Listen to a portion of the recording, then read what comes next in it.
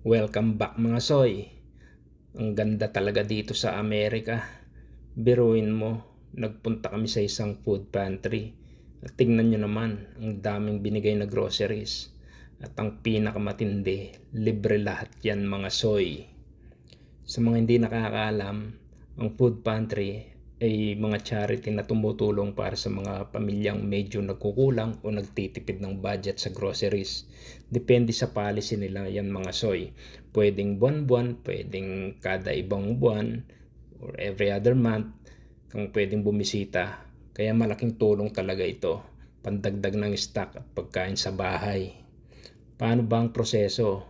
Napakadali lang mga soy. Dala lang ng ID mo para ma-verify nila at ma-check nila. Tapos tatanungin kung anong gusto mo or kailangan mo. Sana all, diba? Napakabait ng komunidad dito mga soy. Talagang walang itatapon sa mga ibinigay nila.